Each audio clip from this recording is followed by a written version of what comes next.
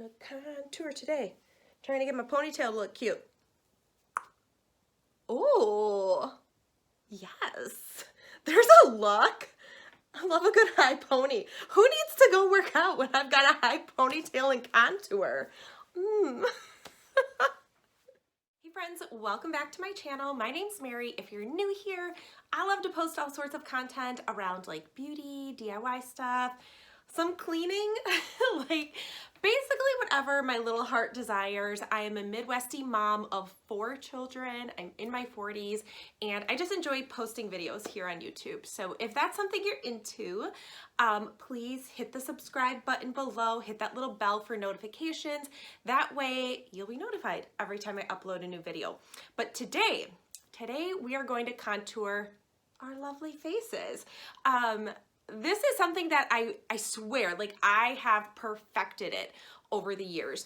Handful of years ago, I was pregnant with my 3rd child, and for whatever reason with that particular baby, my face was just like, and I swear, like probably I was the only one that noticed it, but I was self-conscious about it, and I started to do a little bit of contouring, and I really liked the effect that it had. I really felt like it added some more dimension to my face. It kind of slimmed things out a little bit when I was feeling extra puffy, for lack of a better term. So that's what we're gonna do today. We're gonna do some contouring. I'm gonna keep it really simple for you, so if you've never done this before, it should be pretty straightforward. We're not gonna get overly complicated or anything like that, but we're really gonna contour out parts of our face so we can just add some more depth and dimension, and you will see by the time I'm done, and if you try this at home, that it really does kind of like slim your face out a bit. Depending on how you do it and the final look that you're going for, you can really virtually shave off some pounds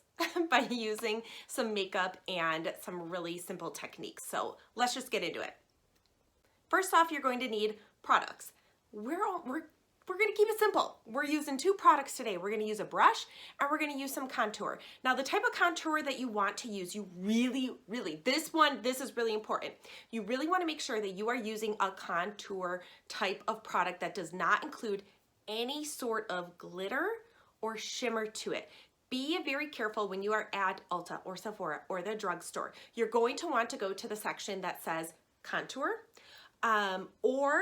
or you could go to the section that just has foundation in it. Foundation usually doesn't have shimmer in it unless it's like a luminescent type of foundation. You're typically gonna find some matte products over there. So I would go to the contour section first, and if you don't find a color that you are looking for, then I would head to the foundation section. But you're going to wanna pick this product up and like inspect it. Kind of like give it the, shift it around in the sunlight. And if it's got any sort of like shimmer to it at all, that is not what you want. You don't want a bronzer. You want something that is a matte contour and a few shades darker than your skin tone. That's the product you want. You can use liquid, you can use powder, you can use cream. I find that powder is the easiest for me to use. It was the easiest for me to use as a beginner.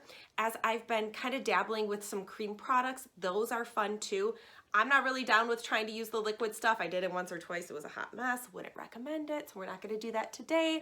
But I would find a powder. Like if you're a beginner, find a powder. I will link some products below that I have used in the past, or that I've gone to the store and I've actually put my eyes on or put my fingers in, and I know that they're really good products. I'll link those below. I don't know why I'm talking with my hands so much today. Maybe I'm warming them up and getting ready to do some contour stuff, but I'm just feeling like a hand talking mood. Anyways, so you've got your contour. The next thing that you're gonna want is a brush. Ah! Shoot. Oh my God. Okay. Now that I've picked my brushes off the ground, you're going to want a brush or a couple different brushes or some brush options. I kind of intermix these 3 different brushes. This one here, this is a Stila brush. Let me go one at a time. It's got, you see the shape that it has there? It's really densely packed. I love this brush. This is a really good one. Gets in all the places, doesn't do a whole bunch of blending out. It really keeps the product where you want it. This guy, this one, I use this when I'm using my cream contour. It keeps the product where you want it to be, but it does blend out a little bit. And this baddie, this is the one that I like to use for my powder contour. This is the one I'm going to be using today. If you look at the way the bristles are, how am I going to do this? There we go. I will actually like smush the bristles so I get the shape that I want, but I like that this one's a little bit fluffier because it helps me blend. Whereas if I'm using a cream, I like this one. And this guy, like, you can use this for any of them. Really great brush. But I would recommend use a brush if you're a beginner. You can use a beauty blender, which is a product like this if you're not familiar with them. Mine needs to be cleaned, please don't judge. But it's a sponge, right? And you can use it to sort of like dab, dab, dab, dab, dab. But I just find that if you're a beginner, just go with a brush. It's the easiest one to master. It's gonna put the product where you want it, and it's gonna blend out nicely. All right, so let's put our hair back. All right, I got my hair back, we're ready to go. Okay, we're ready. So I'm gonna be using, like I said, this little fluffy brush type thing. It's kind of fluffy, but it's got a good amount of bristles there, and I always squish it like that. Then I've got Too Faced contour. Contour colors, I feel like it's personal preference. Sometimes I use a lighter one, sometimes I use a darker one. Sometimes I blend them. It really is personal preference. I would highly recommend you just try a few things. If in doubt, when in doubt, if all else fails, just go with medium. Go with medium, or if you have a medium skin tone, then go with dark, because obviously you always want to go darker. But what we're gonna do, so there's a couple different areas that I really focus in on, but when we're trying to figure out like, well, like, where do I put it? How much should I put it? Where do I not put it? Think of your face. This is the shape of my face. Put an imaginary oval on your face. Everything, so if this is my face and my oval's here, right? Everything outside of that oval is fair game. You can contour it. What it's gonna do, it's gonna add depth and dimension. It's gonna pull certain features back. It's gonna add shadow, and it's just gonna sort of like carve out and chisel out some features there. You can also then, I mean, you can get really complicated with contour. You can put it here, you can make your whole face a Picasso, but we're gonna keep it simple, okay? First things first, we're gonna do this area. Now, some people like to do the fishy face and put it down here. I feel like that's a little bit low. I did that maybe when I was in my early 30s. As I age a little bit, I want the contour a little bit higher. I feel like it just elevates my face a little bit. Whereas sometimes when I put it too low, it kind of feels a little bit haggard. Like, it feels like it pulls things down. So we're not gonna do that. Another good way to know where to put the contour, go from the top of your ear down to the corner of your mouth. That's where you're gonna put it. You can put it right here. Okay, so we're not gonna go down here. We're not trying to like, no. Right here. You can also feel for your cheekbones. That's a good way that I do it. I start right, like I can feel my cheekbones here. So I'll start right here and just right there, go in. We're gonna throw some on, all right. So we're gonna start on this side. Again, there's that line, and you just sort of, I kind of go like this. It's gonna look a little crazy. Don't be scared. Just follow the process. Just do it. You can already tell on that one side, it's not blended, but you get the idea. And we're gonna dab in on this side here. Again, and I like to squish with this particular brush. If I'm using that other Stila one, it's already squishy, comes squishy, or packed in, you know what I'm saying. Find that spot again, and we're just, I kind of pat in. You see what it does? You can definitely do this with a cream. You can do it with a liquid, but I find powder is the best because you're gonna see it's gonna blend amazingly well. So there's the first part, right? I don't go too low. Next, we'll save the best for last. We're gonna do the forehead next. I always like to do my forehead because I feel like it gives me a little bit more of a sun-kissed kind of look. I also don't have bangs, and so my forehead is always exposed. And so I just like to, again, you can almost sort of like dab this around, kind of like where the sun would hit you. In the summertime, I'll actually add more like reddy and pink kind of tones up there to kind of mimic some sun, but I always put it there. Okay, you can see now my favorite, my absolute favorite is the jawline. This is the area that even if you don't do the cheeks and if you don't do the forehead, if you do the jawline, you can hide a double chin. You can carve out some real sexy jawline features here. Like, I spare no product when I do my jawline. I really get in there. So what we're gonna do, you're actually going to not just like sweep like this. You're gonna feel where your jaw is, right? And you're gonna carve right there. So it's gonna go up and down. And then right when you feel it turned, you're gonna go right across. That makes sense? So again, squish it in and just, I have my brush upside down. There we go. I go right back there. It's like right underneath, almost behind my ear kind of. And then we're gonna go like so. You see it?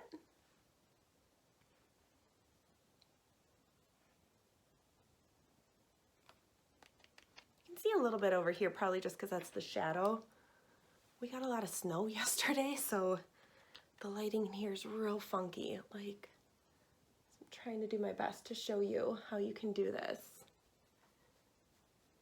And then you just go like that. If you really want to get even more, more carved out with the jawline, so you can also notice before I go into that, start blending. Like, pull it down. When you put the product here, blend it, blend it, blend it, blend it. You don't want to look like your foundation or you like your contour doesn't match your face. You don't want to look like you went in there with like freaking magic marker or whatever. Like, you want to blend. Blend, blend, blend. What was I saying before? Oh, if you want to carve out your jawline even more so, like you can tell here, like it carves it. But if you wanted to like carve it even more here and get more like of that kind of like oval look, you could add contour right here. I don't do that, it's just not my thing, it's personal preference. I have tried it, I just didn't like the way it looked on me. And we're gonna blend all this other stuff in. So with these, you don't wanna blend like this, right? You want to blend in that area. And well, in the beginning, I definitely said like, I like to use a lot of contour. I've been doing this for years. I am not afraid of using a bunch of product, but always know that like, if you start out light because you're just a little bit unsure or whatever, you can add more. Or, and I've had this happen, I've actually had this happen a lot with blush. If you put too much on, you can just take it off. Like you just get a makeup wipe. That went a little bit high. We're gonna go like that. You can use a makeup wipe, you can use a baby wipe, you can use a tissue, and you're just going to remove a little bit if you put too much on. But this is it. And I literally am just using like one shade here. It's just like a medium shade, one brush, and I'm carving all of this out. I do like to spend a fair amount of time blending. Because you want it to look natural. We're obviously like carving out some features here, maybe where they're, you know, a little bit more puffy, but you want it to look natural. I want to look natural. I just want to look like the best version of myself. And sometimes I want to contour a whole bunch. Sometimes I don't. Sometimes I'm like, screw it. I just want to put, you know, some concealer on and some under eye stuff and call it a day. All right, so I'm just gonna keep blending here. The other thing that you'll often see people do is like the 3. That's a good way to make sure that you're in the right areas, because you can put contour over here. It's not gonna hurt anything. You know, it just further creates more dimension on your face.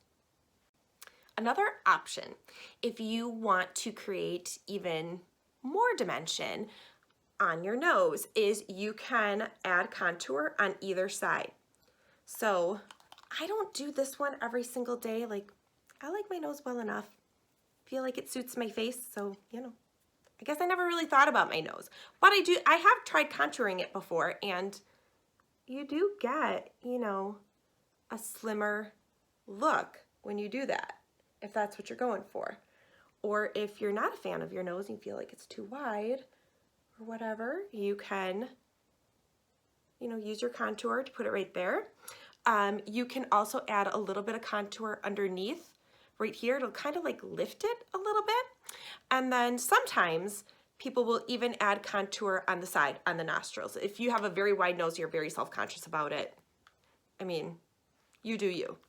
I'm just gonna kind of show you how you could do it. This is really light. I normally don't do this day in, day out, but I do like to do this and that. And then, you know, a little bit of sun kiss at the top here. But that's it. This is it. This is the look.